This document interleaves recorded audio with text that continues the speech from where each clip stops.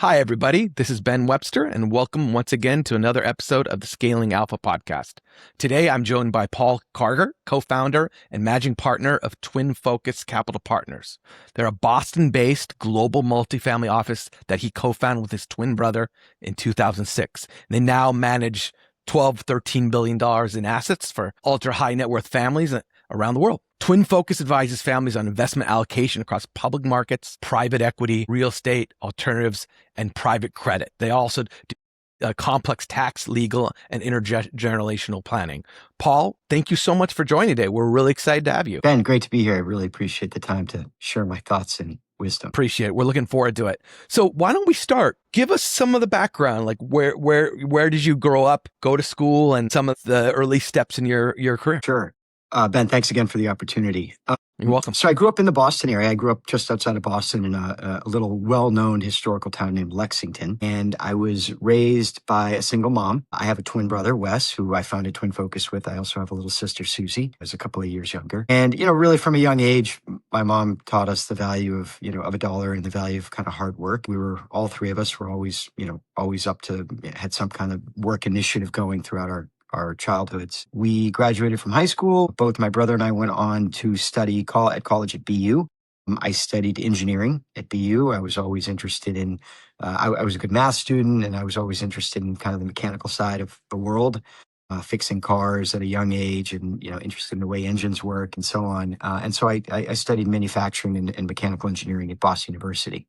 I came out of BU. I made some interesting connections at school. I came out and immediately, I took a job in investment banking. Within a year, I realized that I really wanted to be, in front of people instead of in front of a computer. Mm-hmm. And with the help of some mentors where I was working at the time, they suggested I consider retail brokerage. At that time, I thought of retail brokerage as, analogous to a used car salesman, and I couldn't quite get my head or arms around it. My first job was at Merrill Lynch retail brokerage, so I get it. And this was in the go-go days of the 90s, the late 90s, when, everybody was making, 50% a year in tech and so on. And it's interesting when you look back and connect the dots and figure out how you got there, it seems like a pretty clear path. But when you're charting your course and looking forward, it doesn't necessarily seem so clear. So I was in retail brokerage, and I started literally with the phone book and, as they say, dialing for dollars. I did the same. Yeah, I was every night I was working kind of 6 to 9 and dialing and following up for my phone calls and trying to send people business cards and get meetings and so on. And I did that for a number of years. I did hit some early stride, within a couple of years. I hit early stride. I became a vice president within a few years, and then a director, a few years after that. And I think it was just, one of my superpowers is storytelling. And so I think that resonated with, with the clients that I was, targeting. And I would say maybe 5 or 6 years in, I started to think about what was next. And I was trying to figure out kind of where the world was going. I was at the tail end of this kind of broker model as it was transitioning into this fee-based model. I was the same year as I joined Merrill Lynch in 96 and was there through 98. Yep. Those were the exact years when that happened. Yeah, everybody was trying to figure out how they make their business from, selling B shares to, selling wrap products or, so on. But, repeatedly when I was in the market, I would be sent out on the road to do these like rah-rah. It was Payne Weber, and then we were bought by UBS in 2000 or 2001.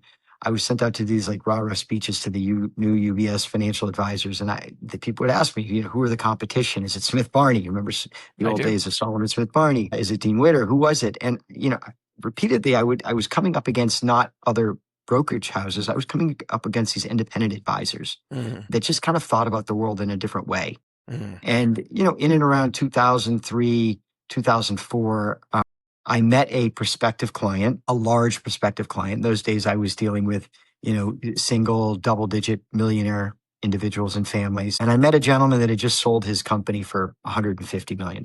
And I drove down to see him in 2004, and he pushed across his Merrill Lynch statement. He had $120 million after taxes. And he said, how should I invest the money? And I looked at him and I said, I have no idea. I just met you. I think you need a team and you need a plan, and I would love to lead these efforts. I left the meeting. My brother had joined me about a year later at UBS. He was at State Street Bank. He came over to UBS in 2003, and I called him and I said, This guy's got 120 million. Yep. And I said to my brother at the time, I said, this guy does not need another UBS or Goldman or Merrill. This guy needs a family office. He needs an independent advisory firm that's not trying to sell him a bunch of products and trying to gather all the assets, but can give him real advice. And a couple of days after that, I got a call from my managing director, and he said, Paul, congrats on the big prospect. Only one problem. There's another gentleman in our office that cold called him a week before you met him. I need you to share the relationship. And of course, to the outside world, they don't understand the internal politics at these big firms. Yeah. And I said to my managing director at the time, nope, go for it. I'm going to bow out. Good luck. You guys are going to get slim to none of those assets, but I'm out. I'm not sharing this. It's going to be a low margin relationship. I'm going to do all the work. I'm not sharing it. And so that's when I turned to my brother and I said, hey, dude, we're leaving. Let's figure out a plan to leave UBS and we'll get out of here. And so I then took the time over the next year and a half to kind of really survey the landscape and figure out what the plan was. I had a number of firms that wanted me to join them, wanted me to open a Boston office. And I pretty quickly came to the conclusion that if I wanted to do this my way, I needed to do it myself. And so it took me some time to convince my twin brother, who's a bit more risk averse than I am, that we should go this on our own. And finally I got him on board early 2006. I cashed in my 401k. Took my savings along with my brother, and we resigned from UBS in June of 2006, so just over 20 years ago. And we were off to the races. We rented some office space in the financial district of downtown Boston that we could barely afford. We filled it with a bunch of interns so that the office looked full. We hired an assistant right out of college to help us with the day-to-day. Fortunately, about 6 months later, we put out an ad in the Boston CFA Society, and we were blessed and lucky enough to come across just a brilliant guy. We didn't know what we were looking for. We thought we were looking for like a senior research analyst, but we found this guy that had a CFA like us, and he was a tax lawyer. Mm-hmm. Fast forward today, 20 years, that's my third managing partner, John Pantakidis. I left UBS in June 2006, June 9, 2006, we resigned. UBS sued us. They came after us, filed a TRO, again, a temporary restraining order for leaving the firm and trying to take clients. And we quickly settled with them. And then I remember the day after I settled with them, I called up that gentleman that I had met a couple years earlier. Mm-hmm. And I said, hey, remember me? And he said, yeah, I couldn't forget you. Where'd you go? And I kind of told him the story of the internal politics. Mm-hmm. And he said, well, I said, what'd you do with the money? He said, well, I split it up across 5 different firms. Mm-hmm. I said, how much did you give UBS? He said, I gave him $5 million. Wow. So he's like, come down and see me. He's like, I can't track the money. I'm getting conflicting advice from all these different brokers. They all want the rest of the assets. I need some help thinking through the big picture. So my brother and I drove down to Burnsville, New Jersey, and we met with him, and he hired us on the spot. And he said, you guys are my family office advisor. We were working for, peanuts, basis points. But it was our first $100 million plus client. And that was, basically right out of the gate. You gotta have the first before the others will follow. Do you manage any other ultra high net worth clients? If the answer is no, it's going to be hard to get other ones. Yep. So, and he knows it, and he knew it at the time that he was our first big one, and he was willing to take a risk on us. So, and it's, here we are 20 years later. We work with about 50 families, north of $12 billion of assets. And, truth be told, the world has evolved. The industry has evolved. And, little did I know, 25 plus almost 30 years ago, when I started in the late 90s at Payne Weber as a broker, little did I know that the world would evolve in a way where these little retail brokers all of a sudden became the crown jewel of the investment banks, the private wealth divisions, and then the spin outs, and creating, independent advisory firms like mine that have become incredibly successful and are, worth hundreds of millions of dollars. And that's just, where the industry has grown. So, fast forward today, I'm actually very happy that I took that kind of used car salesman job, as a retail broker. I learned so much about myself. I learned so much about building a business, and I learned how to, really start at literally ground zero, with nothing but a business card. You mentioned something that resonated with me, and it's storytelling, right? I think there's if you take a step back and look at the retail broker or any person in the investment industry whose primary job is interfacing with clients and offering them advice, people underestimate how difficult that is, and also how difficult it is to take to bring order out of chaos. And I think that's where the storytelling aspect comes in. Tell me about, you said you had a gift for storytelling. Tell us a little bit more about it, and how does that affect when you go into an initial client prospect meeting and telling the story of TwinFocus, and what makes you different? Yeah, I mean, I think it's, I think I have this superpower of storytelling, but I also think I have this superpower of being able to put myself in other people's shoes, which helps with the storytelling. Yes, big time. Yeah. Whether it was, when I started this business almost 30 years ago and I was talking to retail clients that had $100,000 or $500,000, or today I met with a prospective client with $150 million.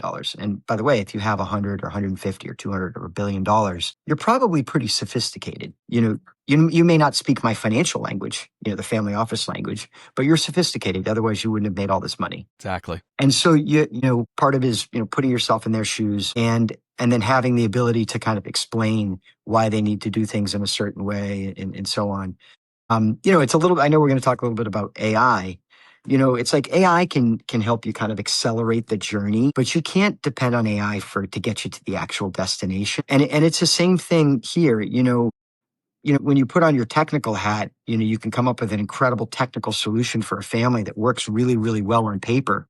But if it doesn't feel right to the family and it doesn't feel comfortable, it's not going to work. Yep. I was just meeting with a client at lunch and we were talking about gifting to the next generation. And I actually looked at the client, of course, the attorneys and the accountants are pushing all kinds of planning strategies on him. And this client's, 5-6 years older than me. And I said, man, you're young. Like even if you get hit by a bus today and your family has to pay a bunch of taxes, everybody's going to be fine. Like, don't over optimize, and he's like, that's funny. He's like, every other advisor is telling me I need to do all of this today. And I'm like, listen to me. Like, I'm in your shoes personally. I've got little kids. I've done my own estate planning, but I'm not going to over optimize because I'm barely 50. So, you've got a lot of living to do. And if you over optimize these situations and everything becomes so cumbersome and so just challenging to get access to your wealth, it's like, that's no fun. Like you just made all this money. You don't want to have a bunch of strings trying to get at your wealth. So it's, these families are constantly balancing, their priorities with, flexibility. And the priorities are evolving over time. So you need to make sure your solutions are flexible enough to evolve. So, but my ability to be able to storytell and to get inside somebody's head it enables us to really communicate properly to clients around what the real issues are, not the tactical issues, but the strategic issues. So what you've worked with, families with 9-figure plus net worths for many years now. What is something you learned about how they think that surprised you early on? A lot of it is a function of how and when they made their wealth, what they did to make it, how quickly they accumulated wealth, at what stage in their life they accumulated their wealth. Mm-hmm. The one thing that I think is consistent is everybody's problems are real to them. You say, that's a high class problem. And it's true. And, as I say all the time, like when you have north of 50 or $100 million or even north of $25 million, you're living literally in a different universe than 99.99% of the world. Where 99% of the world has to think about every day, coming to work, making sure there's food on the table for their families, paying the electricity bill and stuff. When you reach a certain level of wealth where that is kind of put to the side and it's all set, it's all taken care of, you're now able to think about a whole new set of issues. Not to say you don't have problems, you have plenty of other problems, but a lot of families that don't have the wealth have to focus on that first barrier of having no money or having to get the money before they can think about the other issues. And so, once you reach a certain level of wealth, it's, there's a whole myriad of issues to think about, and money causes problems too. I have a great client and friend who always says, money just makes you more of how you really are. So if you're a great, generous person, you're going to be even greater and more generous and nicer. If you're a tough person, money's just going to make you kind of tougher and more difficult to deal with. Understood. So when you meet a client, what does it look like from the perspective of trying to figure out what their specific needs are, and how do you match them? Because you offer so much services from the investment side, looking at public equities, private equity, real estate, and more, to the tax planning, to all of that. I'm sure there's no singular path. Every path must be different. But tell us about how you dive into that. Yeah, there's some similarities, and the process is similar that you go through with these families. It's it's number one, it's figuring out who are they on paper. What have they done from a planning perspective? What's the balance sheet look like? What's the risk that they're taking look like? What kind of risks did they take in the past? And then, what takes more amount of time is, and you have to learn this over time, is you need to get inside their head. The ability to kind of get inside somebody's head and storytell helps me become somebody's like best friend in 2 weeks. I can do that because since I've been doing this for so long, I understand the issues that they're dealing with. It hasn't always been the case, but I've made money myself now. I'm wealthy myself, so I'm thinking through similar types of issues with my family and my kids and guardrails and all of these types of things. But it's the way it starts is an introductory conversation about who we are and kind of what their pain points are and what they're looking for, and we talk big picture. And then I send the family or client an NDA. And I request a bunch of documents, legal documents, tax documents, better understand their situation, their tax footprint, their balance sheet, and so on. We do an exhaustive review of that information. And, a lot of times they've done things incorrectly over time. And it's not because they didn't have great professionals. It's often because they didn't have any kind of one central source kind of threading everything together. That understood the right hand knew what the left hand was doing. And then it's just spending time with the client, both inside the office and outside the office. And, after a couple of years, I was with a client last night on the Cape for dinner. I went down to the Cape and cooked him a fantastic dinner. And, the client looked at me and he said, you actually know more about my financial life than I do. And I said, yeah, because you've outsourced this stuff to me and it's not highest and best use of your time to be thinking about this. Analogous to, if you get sick, God forbid you get, a disease like cancer or something like this, you're going to go try to find the best doctor in the world. I mean, here in Massachusetts, we're very blessed to have, the High Church of Medicine, MGH, and the High Church of Cancer at Dana-Farber. And, chances are any of these doctors that you're going to go into are qualified. Like they're working at these institutions, they probably Harvard trained, but it's about finding that doctor that you have chemistry with. That you have trust in, because you're probably not going to second guess the path that they lay out for you. And it's the same thing here. Like, I'm not going to go back to med school if I get sick. I'm going to go, I'm going to use ChatGPT and Claude and Gronk and try to learn whatever I can about whatever illness I have, but I'm not going to go back to med school. And it's the same thing here. You come into a bunch of wealth and you're going to try to learn about all of these things. Is it highest and best use for you to go back and get an MBA or a master's in finance later in life? And by the way, is it highest and best use for you to be ticking and tying your balance sheet and handling your tax returns when you can hire somebody to do this right the first time for basis points? You decide. You decide, as I say to prospective clients all the time, it's all a function of how you want to spend your time. Makes sense. You've written about family offices evolving from wealth preservation vehicles into institutional grade operations. And this kind of touches on what you're just talking about, right? In order for them to outsource it to you, right? And to not have to think about it, you have to operate in an institutional grade fashion. What does that mean from the perspective of what TwinFocus offers compared to the traditional RIA? Sure. So a traditional RIA, it's largely managing money, doing a light touch on wealth management, so on. And I have friends in this business, very successful, run multi-billion-dollar firms, dealing with a different subset of clients, dealing with smaller clients, still substantial $5, $10, $25 million clients. It is a different business than I'm in. Literally, it's a different business. It's, you're dealing with different clients with different needs. You need a different type of staff. Sure, there's some overlap. There's some, but it's completely a different business. And, in some ways, I'm envious of my friends that have those types of businesses that seem to be infinitely scalable. With family offices, it's totally different. You're dealing with clients that are used to being captains of the universe, captains of their own, universe. You're dealing with clients that want to feel like they are literally your only client. Mm-hmm. And that's what I hold myself out to being able to provide at TwinFocus. It's what we commit to our clients. And, they're looking for one neck to wring across all issues.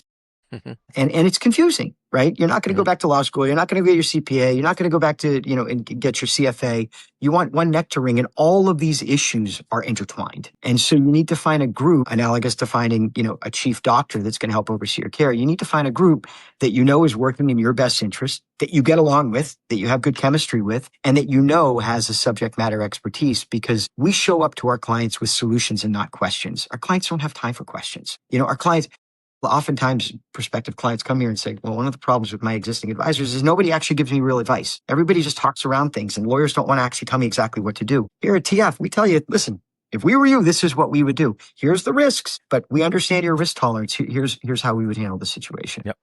I think that makes sense. Obviously them being a different type of client, as you said, with their own problems, right? My clients with hundreds of millions of dollars, each client, their balance sheets are bigger than small Caribbean nations, right? They own more in investments, right? And they've got institutional type complexities. Yep. You've got complexities on the tax, the legal side, and it's like, does a client want to get caught up in the minutia of managing all these priorities, right? Do you have all those in house, or like, so for example, you don't have do you have an in-house CPA, or do you have like a trusted network of partners who help you provide the overall solution? So we have an in-house team of experts, of accountants, of attorneys, advisors, investment folks. Doesn't necessarily mean we do the drafting. Doesn't mean that we do the tax returns. But it does mean when we're talking to the outside professional, we can speak their language. Yep. And so, and in fact, a lot of work we can do in-house before we have to go run the clock with the attorneys. We do a lot of the planning in-house. So by the time we're going to the attorneys, we're getting them to bless the plan and to do the actual drafting. Some things we can handle in-house ourselves. Some of the negotiating, some of the legal work, basic promissory notes, an LLC agreement, something like that we can handle in-house. If it's something more complex and we need to get a specialist involved, we're going to go get a specialist. Very analogous to if you had your own single family office and you had your team of 5 or 6 people. You don't have every professional, but you've got a team of experts that can deal with the ebbs and flows and the peaks and valleys of the work. But sometimes you may need to go get some outside resources. So if you don't have the internal expert, you can never be as efficient as you can be when speaking to the external expert, right? In all these different things. Because again, when you speak the same, a lot of life is learning the language, whatever it is, an instrument or an actual language or, a sport or whatever. When you know the language, it cuts through. A lot of I just had lunch with a client and he was saying, part of my problem is I don't know the right questions to ask. And, for me, I can answer the question before you ask it because I know where your brain is going since I've been doing this for so long. Yep, that makes sense. Makes sense. So you said basically that, there are different clientele. What are the problems that your clients face that someone in the next level down, the $5 to $30 million client, what's the problems that is most common that your clients face that those lower net worth clients don't face? Am I leaving the kids too much money? Am I leaving the kids too much money? That was very quick answer. And you seem very, very confident in that answer. I believe you. Why is that such a big thing? Again, I think it all goes back to how you made your money and when you made your money. And, like if you don't make your money until later in life and your kids are grown, your kids grew up with no wealth or limited wealth, upper middle class or lower upper class or something like that. Nice vacations, nice schools, but not necessarily generational wealth. If you make it early, I didn't have a passport. I didn't even know what a passport was until I was 18. I had a girlfriend in college. I was going to go visit a foreign country. She's like, you need a passport. I was like, what's a passport? My kids have more stamps on their passport than I had, I think, before I was 30. So, a function of, when you get that wealth. And so, back to the issues around how you spot the issue, how you identify the issue. Is it too much wealth now? Parents are still young. Kids are still young. We've given each one of the kids $10 million. What does that grow to in the next 20 years? My God, $30 million. It's too much. Do we want to disincentivize our children? Even though, my kids were born into wealth, I'm still very fixated on making sure that my kids are productive members of society, and are interested in a lot of different things. And I push them to, as I tell them all the time, to be interesting, you have to be interested. I push them into a lot of interesting things and a lot of things that I didn't have the luxury of being able to get involved with when I was a kid because I didn't necessarily have somebody pushing me to do it. My mother didn't even know about some of the things that we push our kids to do. So yeah, it's, it evolves over time. It all evolves over time. And so that question around wealth evolves over time. And part of our job as a family office advisor is, and many times we're helping to educate that next generation. Mm-hmm. We're sitting down in those family meetings. I spend my summer almost one a week of a family summit that we're attending and we're presenting to the children and next gen on various issues, whether it's philanthropy or estate planning or investment planning, and educating them, kind of dropping little crumbs along the way over the years. So, because that's how you get familiar with it. It's hard to, give the kids a bunch of homework and say, there's a quiz in 2 months. That doesn't work. You've got to drop these kind of kernels of knowledge along the way. Well, part of what you do is helping them plan intergenerational wealth. And part of that is you have some way, shape, or form, either have to teach the kids about money, about investing, or earn their trust enough where you can prevent them from blowing it if they're not good at it themselves. Yeah. Right? Yeah. Ben, the reason I say it's a function of like when you get it and how you get it and so on. So much in life is about, figuring out what you don't want before you figure out what you do want. And in order to figure out what you don't want, you got to go make a bunch of mistakes, right? And it's easier to make a bunch of mistakes when you don't have anything to lose, right? It's when all of a sudden like you were handed everything and now you go make a bunch of mistakes, they're big consequences. And so families are constantly trying to figure out, as I am, of wanting my kids to make, mistakes in small ways so that they can learn. I'm really into martial arts. Martial arts is a journey of trying things and realizing some things don't work out, some things do work out. And like but I won't do that again, and that's life, ooh, I messed that up. I won't do that again. And that's how we get good at things is by continually trying things, whether it's playing the guitar or learning a language or, a martial art is like just continuing to try different things and screwing it up. And so families are very conscious around providing a field so that people can, their next gen can go out, make some mistakes, but hopefully not make them in such a big way, or allow them flexibility to make mistakes and still have the ability to recover. Yep. Yeah, that's important. I also think you mentioned something about making sure they're productive, right? If you're not productive, personally, I've seen this time and time again, where if you're not a productive person, deep down you're going to be very insecure. You're going to have very low self-worth, which leads to very bad outcomes. And I'm sure that's something that high net worth people, ultra high net worth people probably deal with all the time, and how they to ensure their kids become productive. 100%. They say, there's an old saying in the American world of short sleeve to short sleeve in 3 generations, or the Chinese say rice paddy to rice paddy in 3 generations. And it's because first generation works really, really hard. Second generation sees mom and dad working really hard. My kids see me working really hard. They cry when I leave, to come to work and during the week or traveling or whatever, they're crying. Third generation, if you don't make sure that second generation gets it and works, third generation has no role model. Yeah. Right. They have no role model. They're like, I think grandpa made his money in financial services, right? But they don't even know. They can't even spell TwinFocus. Yep. So yeah, it's you want your kids to be productive members of society. And for my children, like I want them to be happy, but I want them to be meaningful. I want them to have jobs. Like you perform work more than just to make money, as you were saying and alluding to. And it's why I think there's a big problem with this whole AI discussion around universal basic income, and we're not going to have to go to work. And there's some sense of self-satisfaction when you go in it. You actually have to work to buy something. I don't think, and when you work for money and then you spend it and you buy something you want, you feel a sense of accomplishment. Personally, I don't think money buys happiness. I think it helps at the margin. Mm-hmm. As I said earlier, I think if you're a happy person, I think you're going to be happier. I think if you're a sad person, you're probably going to be sadder with money, believe it or not. I don't think even though I like material possessions, whether it's a guitar or a watch or a car or something like this, I don't think that necessarily buys happiness. The moment you buy it, it's like it's kind of gone. You got to be happy with yourself. But part of being happy with yourself is waking up every day and actually going to do something and feeling fulfilled with what you're doing. We can do this in a nonprofit sense, and not make a lot of money, but go be a teacher. I mean, a teacher is an incredibly rewarding job. Mm-hmm. It's a very difficult job. Yep. Discussion for, another podcast on what's wrong with education, how we fix it. But it's, teachers, even though they don't make a lot of money, they're adding incredible, they're incredibly productive to society. Yep. Definitely. Well, you've mentioned AI time and time again, and you even said earlier that while AI, you use AI, you can't ignore it, but it doesn't necessarily get you to the finish line. What do you at your firm use AI for? And tell us about, why it can't get to the finish line and how you have to work with it or around it to get to the finish line. So all of us, we're very early days on AI. We're all using Claude, and we're all using ChatGPT and Copilot and Gronk and so on. Truthfully, everybody here at the firm is using it in every capacity of what they do. But we're still scratching the surface. We're not totally agentic over here. That will come. We're investing heavily in hiring folks that are focused on AI and helping us build out AI strategy.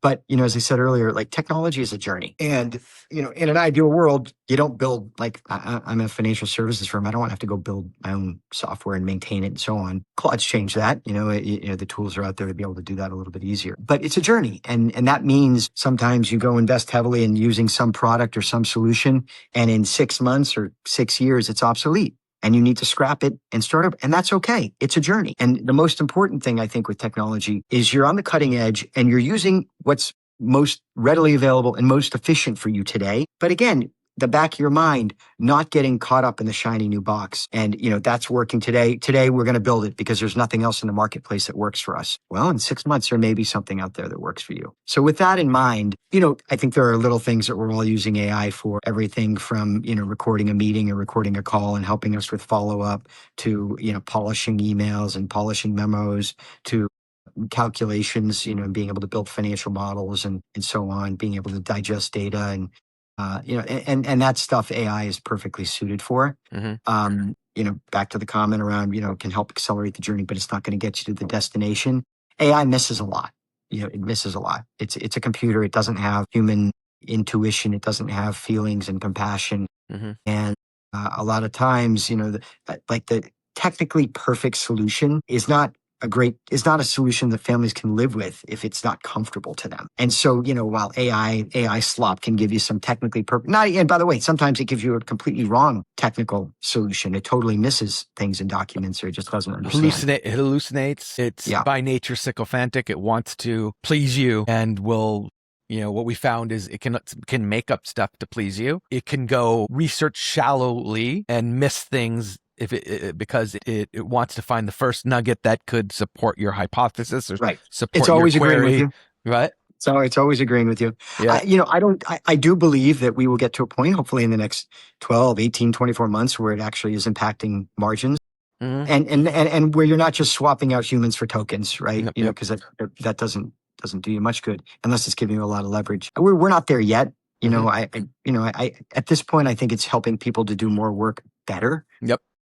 In some cases, if you know how to deal with its foibles and prepare yourself. Hey, I know that it will be sycophantic. I know it's going to go shallowly. It's going to go a little less deep than I would like. Well, how do I get it to do it the way I want it to be done? Right? Yeah. Exactly. So where has it moved the needle for you in a positive way? Like where you're actually seeing ROI? We're starting to see ROI, but I think a lot of what we do is aggregating data and providing it back to clients so that we can help them make good decisions on things. And so it's helped with some of that, and helping us to aggregate data more efficiently and more rapidly. Little things like in our TwinFocus world, we're sending memos and helping us to build those memos. With all of this said, and with everybody having access to virtually the same tools, where AI tools are basically ubiquitous. And I think over time, all wealth firms are going to have, I remember 10 years ago when we were the only guys around that had Add-a-Par, 12 years ago. Everyone's got an Add-a-Par today. Yep. Reporting solution, that's like table stakes. You got to have a good reporting solution. And so I think everybody's going to get there on the tools. And given that, people don't want pages and pages of AI slop to show you how smart they are. My clients want brevity. They want decisiveness and brevity. And they're happy that you did all the homework and you've read through all that and the AI has helped confirm your thesis or whatever. But they just, I think there are many businesses that are going to be negatively impacted by AI. I think I'm in a business personally where we're dealing with these very sophisticated clients and complicated solutions that AI is not replacing us anytime soon. AI is going to really help our business in terms of giving us the ability to do more with less and more faster. But clients value not just brevity, but they value judgment, and they want answers. So. Yeah. Well, from a firm that builds AI solutions, I 1,000,000% agree with you that is not replacing you soon. There's just such a diversity of needs from various clients, diversity of situations, potential tools, products, everything that you have to analyze and do well. It's going to be years before I can even really scratch the surface of what you do. Now, one thing that AI is doing really well right now is deepfakes, right? I imagine the more net worth you have, the more likely you're going to be a target to someone trying to steal your money.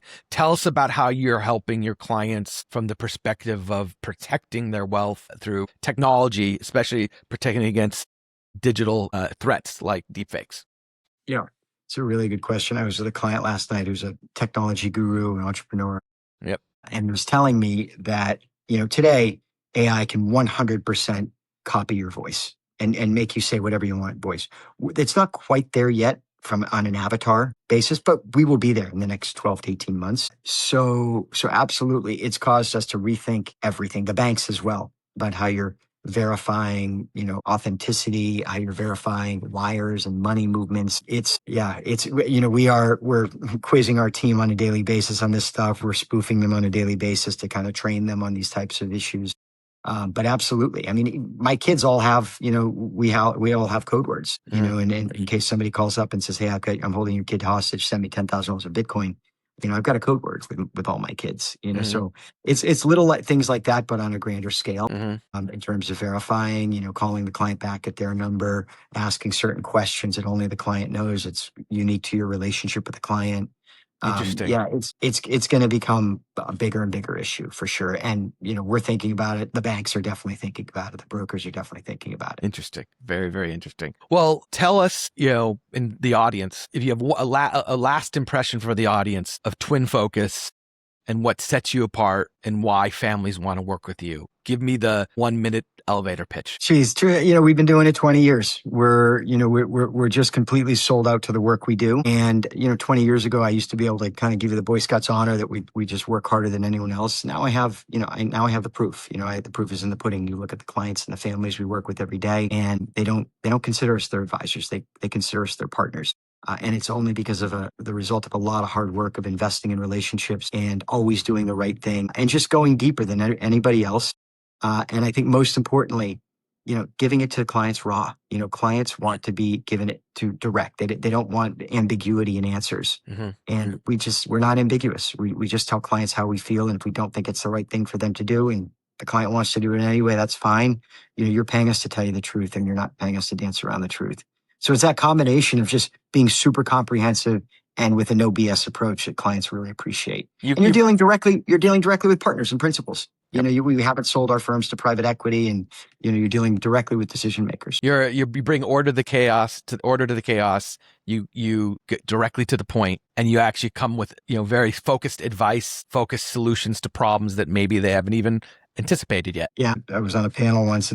They were introducing all of the candidates, and one of the candidates was from some firm that said, "Oh, our firm is like sincerity without the sin." And I said, "Well, TwinFocus is kind of like the fiduciary without the douche." I love it. That's a good one. Well, thank you so much for joining Scaling Alpha. I really appreciate it. Where would people find you? LinkedIn, website? Yeah, LinkedIn, Google us, find us on ChatGPT, twinfocus.com. We're easy to get in touch with. You can find us. Fantastic. Thank you so much for joining us today. And audience, thank you as well for joining this episode of Scaling Alpha Podcast. We'll see you on the next one. Bye. Awesome. Thanks for the time. Thank you.